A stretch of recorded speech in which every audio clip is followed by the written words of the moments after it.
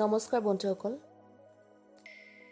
আজি পুনৰ আপোনালোকক স্বাগতম জনাইছোঁ মোৰ এই YouTube channel real info আছামলৈ।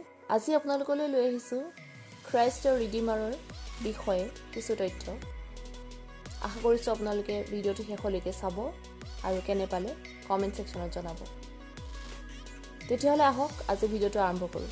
Christ Redeemer হৈছে ব্ৰাজিলৰ ৰিঅ' ডা জেনেৰিঅ'ৰ কৰ্কভেডো মাউণ্টেইনত অৱস্থিত জেছাছ খ্ৰাইষ্টৰ এটা বিশাল মূৰ্তি। জেছাছ খ্ৰাইষ্টৰ এই বিশাল মূৰ্তিটোৰ নক্সা তৈয়াৰ কৰিছিল ফ্ৰান্সৰ ভাস্কৰ্য শিল্পী পল লেণ্ডস্কি আৰু মূৰ্তিটোৰ সাজসজ্জা তথা মুখৰ আকৃতি দিয়াৰ লগতে ইয়াক সাজি উলিয়াইছিল ব্ৰাজিলৰ ইঞ্জিনিয়াৰ হেইটৰ ডা চিলভা কোষ্টাই, ফ্ৰান্সৰ ইঞ্জিনিয়াৰ এলবাৰ্ট কেকোট, ৰমেনিয়ান ভাস্কৰ্য শিল্পী জৰ্গে লিঅ'নিডাৰ সহযোগত। এই মূৰ্তিটো 1922 পৰা 1931 চনৰ ভিতৰত নিৰ্মাণ কৰা হৈছিল। খ্ৰাইষ্ট ৰিডিমাৰৰ উচ্চতা 30 মিটাৰ। মূৰ্তিটোৰ হাত দুখন মেলি ৰখা হৈছে।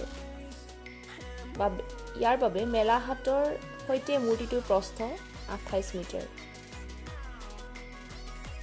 খ্ৰাইষ্ট ৰিডিমাৰ যি পকী খুঁটাৰ ওপৰত স্থাপিত হৈছে সেই পকী খুঁটাৰ উচ্চতা হৈছে 8 মিটাৰ। এই মূৰ্তিটোৰ ওজন হৈছে 635 মেট্ৰিক টন।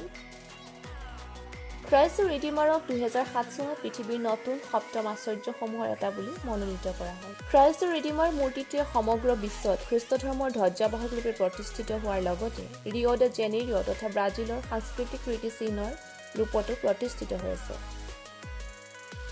খ্ৰাইষ্ট ৰিডিমাৰ মূৰ্তিটোৰ স্থানীয় নাম হৈছে খ্ৰীষ্টো ৰিডেণ্টৰ।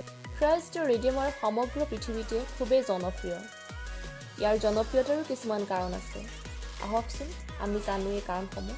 1 নম্বৰ, খ্ৰাইষ্ট ৰিডিমাৰ মূৰ্তিটো মানৱ দেহৰ সমানুপাতিকভাৱে নিৰ্মাণ কৰা হৈছে, অৰ্থাৎ মূৰ্তিটো ওচৰৰ পৰা চালে সঁচা মানুহ ধৰণৰ অনুভৱ এটা হয়, মাত্ৰ অভাৰচাইজ বা ছুপাৰমেন টাইপ। আকৌ দূৰৰ পৰা যদি মূৰ্তিটো চোৱা হয় তেন্তে এনে লাগে যেন আকাশত এডাল ক্ৰছে থিয় হৈ আছে। নিৰ্মাতাসকলে মূৰ্তিটোত ইমান ধুনীয়াকৈ মানৱ দেহ আৰু ক্ৰছৰ সমানুপাতিক চৰিত্ৰ দুটাক নিহিত কৰি মূৰ্তিটো নিৰ্মাণ কৰি উলিয়াইছে আৰু লগতে যীশু খ্ৰীষ্টৰ নম্ৰতাক মূৰ্তিটোত যথাসম্ভৱ প্ৰদৰ্শিত কৰা হৈছে, যিবোৰ কাৰণতে খ্ৰাইষ্ট ৰিডিমাৰ মানৱ হৃদয় চুই যায়।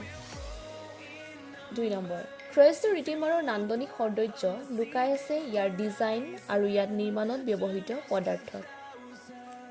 মেলি দিয়া হাত দুখনে ক্ৰছৰ আধ্যাত্মিকতা প্ৰকাশ কৰে, যি খ্ৰীষ্টিয়ানসকলৰ আৱেগৰ লগত জড়িত হৈ পৰে। ইয়াৰ নিৰ্মীয়মান পদাৰ্থ অতি পাতল ৰঙৰ, লগতে পোহৰ প্ৰতিফলিত কৰা ধৰণৰ।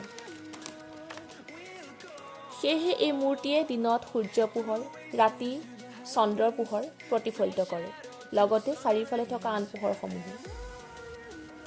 আপুনি যদি মূৰ্তিটো ওচৰৰ পৰা গৈ চাব নোৱাৰেও তথাপি দূৰৰ পৰা এডাল বগা ক্ৰছৰ দৰে ই আপোনাৰ চকুত দৃশ্যমান হ'ব, ইয়াৰ এই পোহৰ প্ৰতিফলিত কৰা গুণৰ বাবে। 3 নম্বৰ, এই মূৰ্তিৰ নিৰ্মাণৰ আঁৰৰ ইঞ্জিনিয়াৰিং কৌশলৰ লগতে ইয়াৰ সংৰক্ষণ কিন্তু মানিবলগীয়া।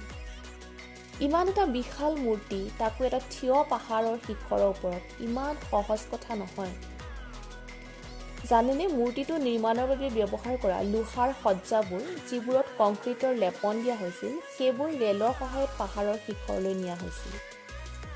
মূৰ্তিটোৰ একোখন হাত 10.5 ফুটকৈ দীঘল। চফ ষ্টনেৰে নিৰ্মিত হাজাৰ হাজাৰ তিনিকোণীয়া টাইলছ এই মূৰ্তিটোৰ কংক্ৰিট আকৃতিৰ ওপৰত লগোৱা হৈছিল। মূৰ্তিটোত বহুতো শক্তিশালী পদাৰ্থ ব্যৱহাৰ কৰা হৈছে যিবোৰ বিজুলী প্ৰতিৰোধক। নহ'লে ইমান উচ্চতাত অৱস্থিত মূৰ্তিটো বিজুলীৰ দ্বাৰা ক্ষতিগ্ৰস্ত হোৱাৰ ভয় থাকে। ইয়াৰ পৰিষ্কাৰ পৰিচ্ছন্নতা, আভ্যন্তৰীণ মেৰামতি তথা সংৰক্ষণ আদি উদ্দেশ্যে মূৰ্তিটোৰ ভিতৰলৈ সোমাব পৰাকৈ ইয়াত বহুতো দুৱাৰ ৰখা হৈছে। প্ৰফেশ্যনেল ক্লিনিং কোম্পানীজবোৰে ইয়াৰ ক্লিনিঙৰ কামত জড়িত হৈ থাকে। 4 নম্বৰ, যিকোনো এটা মূৰ্তিয়ে যেতিয়া এটা বিশেষ প্ৰতীক চিহ্নক বা এটা নিদৰ্শন কঢ়িয়ায় তেতিয়া সেই বিশ্বাসৰে প্ৰকাশ দেখা যায়। খ্ৰাইষ্ট ৰিডিমাৰৰ ক্ৰছ আকৃতি, যিটো পাহাৰ শিখৰত থকাৰ বাবে দূৰৰ পৰাই দেখা যায়, ই সদায় ভগৱান যীশুৰ ক্ৰুচবিদ্ধ ৰূপকে স্মৰণ কৰায়। ইয়াৰ প্ৰতিফলটো পোহৰে যেন ভগৱান যীশুৰ আশীৰ্বাদ সিঁচৰতি কৰি দিয়ে। লগতে ভগৱানৰ দৃঢ় মমতাময় আৰু ক্ষমাশীল মানৱী চেহেৰাই মানুহক আধ্যাত্মিকতাৰ দিশত আকৰ্ষিত কৰে। 5 নম্বৰ, খ্ৰাইষ্ট দ্য ৰিডিমাৰ এইদৰে নিৰ্মিত কৰা হৈছে যে ই প্ৰাকৃতিক দুৰ্যোগৰ পৰা প্ৰতিৰোধ হৈ আছে আৰু বৰ্তমানী মানৱ সমাজৰ বাবে ৰক্ষাকাৰী ভগৱানৰ এটা প্ৰতীক হিচাপে ৰিঅ' ডে জেনেৰিঅ'ৰ জনগণৰ আত্মাত বিৰাজ কৰে। এই মূৰ্তিটো তেওঁলোকৰ আশ্ৰয়, তেওঁলোকৰ বিশ্বাস হৈ থিয় হৈ আছে। এই মূৰ্তিটোত বজ্ৰপাতেও কেইবাবাৰো আঘাত কৰিছে। সেই আঘাত সহি খ্ৰাইষ্ট দ্য ৰিডিমাৰ থিয় হৈ আছে ৰিঅ' ডে জেনেৰিঅ'ৰ সাহস। ধন্যবাদ বন্ধুসকল, আজি আপোনালোকক এইখিনি তথ্য আগবঢ়ালোঁ। কেনে পালে আপোনালোকে জনাব আৰু আপোনালোকৰ ওচৰতো খ্ৰাইষ্ট দ্য ৰিডিমাৰৰ বিষয়ে আৰু কি তথ্য আছে সেইখিনি কমেণ্ট ছেকশ্যনত জনাবলৈ নাপাহৰিব। তেতিয়াহ'লে আজিলৈ আহিছোঁ।